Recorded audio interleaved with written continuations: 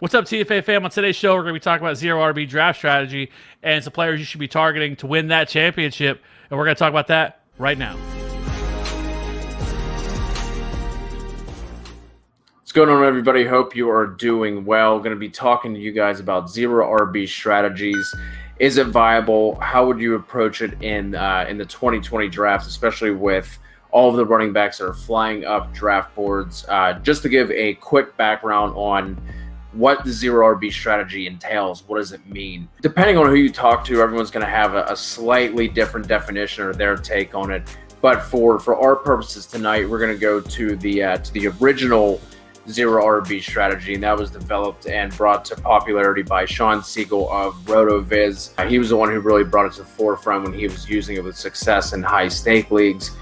Basically, what you're doing with that is you're forgoing RB completely in the top 4 or 5 rounds. That is what zero RB is. To me, anyway, the reason why this was a viable strategy was the injury rate of running backs, right? With especially going back several years ago, whenever this came up, you were looking at a lot of there weren't really any committees at that point, right? So you were talking about all these running backs just being pounded into the ground, 250 plus touches, getting injured a lot, and their handcuffs become viable. They take over, and you were already rostering them, so you didn't have to spend the waivers on them. So you were able to do that better with quarterbacks, receivers, and tight ends, and you were focusing your waiver priorities on them. And now not only do you have the injury aspect to it, you also have there are more committees. So a lot of these running backs are more viable, and you're not just waiting on an injury for these handcuffs to become viable. So that's kind of where we're going with this. Looking at Fantasy Football Calculator's ADP, you have 26 running backs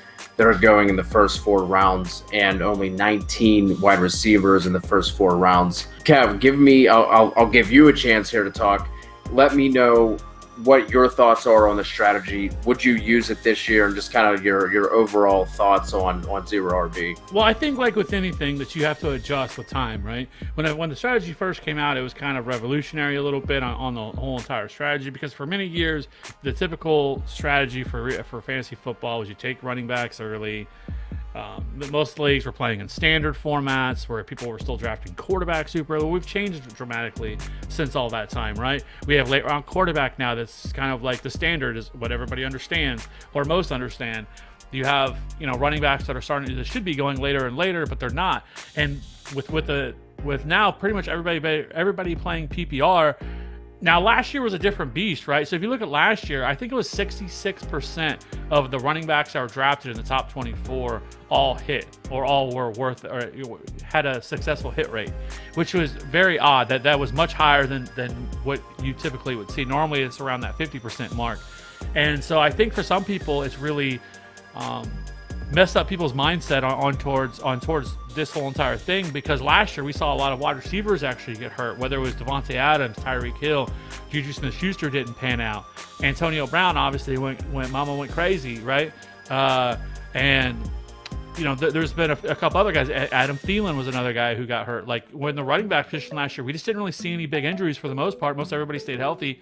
So it kind of messed with everything and how everybody's interpretation of this. Now, for me, I don't think I would do a full-on zero RB with the traditional way. I think a much more viable strategy would probably be to do like a robust wide receiver, where maybe you take one running back in the first 3 rounds, and I think a good strategy, like we've talked about before, like going.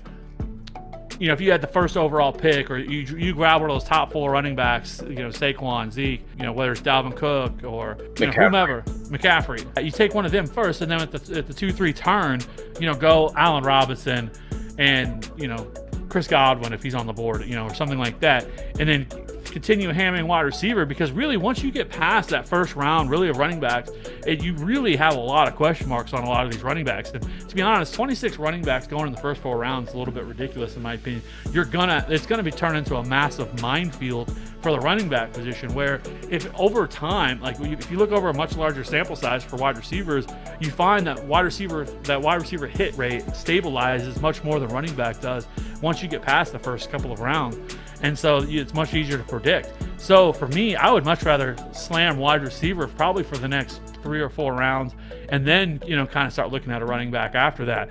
After you get one of those kind of big name running backs, because I'm gonna be honest with you, once you get past those top 4 or 5 running backs, like I love Josh Jacobs or Joe Mixon or Miles Sanders or Joe, all guys like that. Like, I love those dudes, but they all have their own question marks where the top 4 really don't. And so I think for me, I definitely think you can still do 0 RB. I know a lot of people are like, oh, fuck that, you guys are stupid, you can't do 0 RB. I think you can get all the way the fuck out of here with that. Like, you certainly can. And it's getting more and more to the point where we're kind of back to that point, because what happened was a couple years ago, the 0 RB boom happened, and we saw wide receiver ADP really start to rise, right? And it took away all that value that you were getting from wide receivers, because the wide receivers weren't falling like they are right now.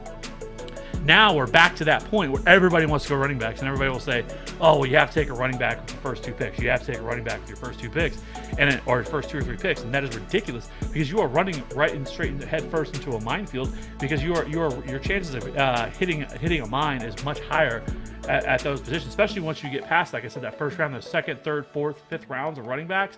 There are a lot of mines that are going to be there where people are going to get screwed on those picks. Where a wide receiver, I think you feel much safer and have a much better upside, +4. Yeah, the only thing I want to touch on before we get into some targets here is last year, if you look at it too, you already mentioned the hit rate among the top 24 that were selected. Also, among the top 12 in half PPR scoring, there were only 6 total games missed by the running backs who finished in the top 12, and that includes 3 games missed from Saquon Barkley. So that's another thing you have to look at. And like, we're not going to have that injury luck again, back-to-back years. So the other thing would be is, like you mentioned, the 24 running backs going in the top 4 rounds, or 26. The thing that's crazy about that is the running backs who are going like in the 3rd and 4th round would typically be names that we would be targeting as a 0 RB strategy, but because they're so, they're the new hotness and they're flying off the board, those guys are getting pushed up drafts. So that's definitely something to keep in mind. Real quick, Kev, is there like a certain prototype that you're looking for, like a certain build in terms of your 0 RB targets? Like, are you looking strictly for upside guys, pass catching backs, or are you looking at just like kind of handcuff guys? Is there like a certain mold you're looking for that would fit a 0 RB strategy? I'm looking for Darius guys, like guys like that, right? Like Darius guys is probably the poster child for 0 RB, because he's still going in the 6th round. He has top 10 upside, like he really does. If he stays healthy, I know it's kind of a clouded backfield with Adrian Peterson. They brought in Antonio Gibson, Peyton Barber, but all those dudes, I think Antonio Gibson has a role, but I think he's much more of a gadget type player. They're going to use him like this year, where they're going to use him all over the formation, not just as a running back. So I think Darius guys can really carve out a significant role. Now the question is, can he stay healthy, right? Which is the same thing we kind of asked about Dalvin Cook before last year, where he kind of exploded. Darius guys still has that in his range of outcomes. So if this offense can take a step forward, like I think Darius Guice right now is the first guy that I'd be looking to target in a 0 RB strategy. So like, he's somebody. Kareem Hunt is definitely one of those guys as well, even though he's kind of moving further up draft board. I think he's going like late 5th now. So like, those are the type of running backs that you would be looking at. Some other 0 RB guys that you probably should be taking a look at.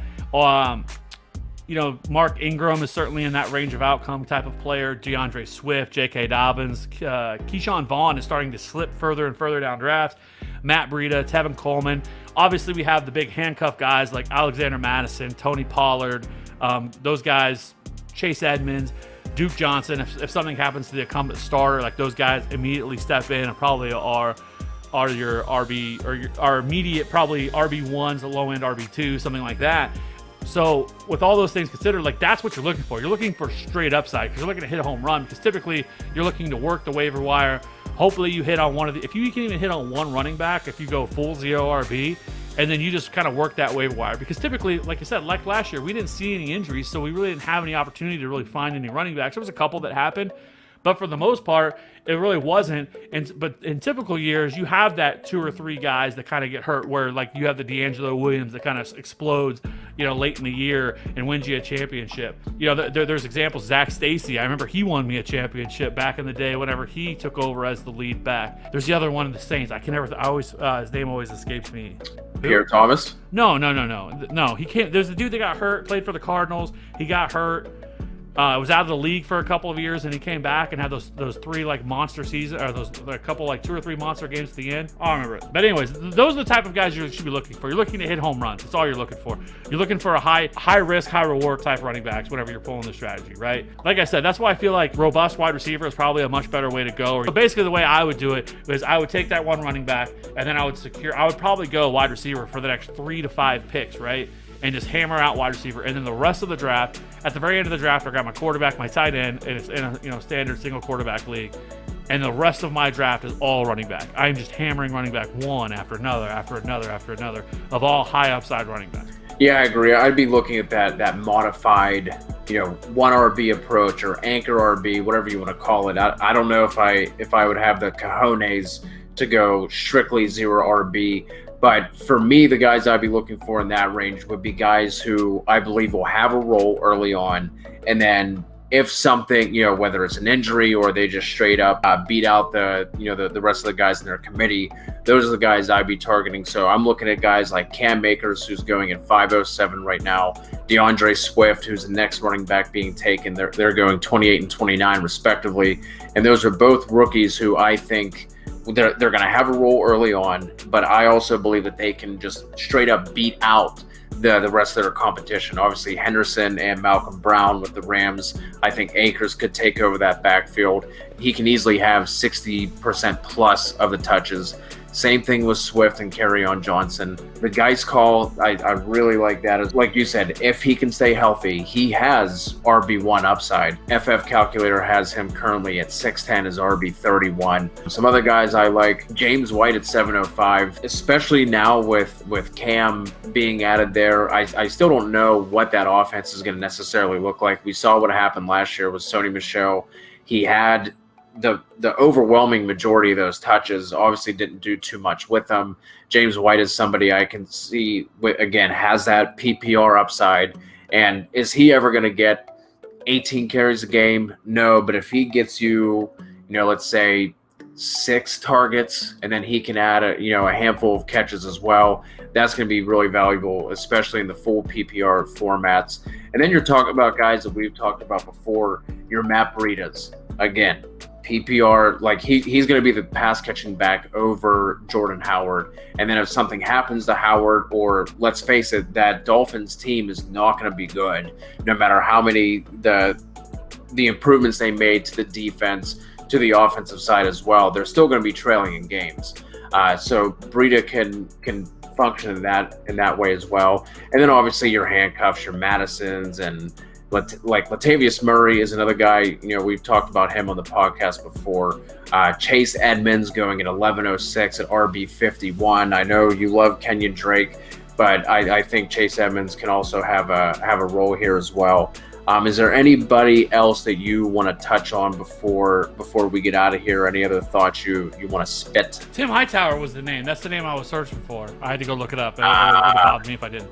Yeah, because I think it was Mark Ingram. Once Mark Ingram went down, they actually brought in Tim Hightower out of nowhere, and this dude went bold for the last 2 or 3 weeks of the year and won people championships. So swing for upside.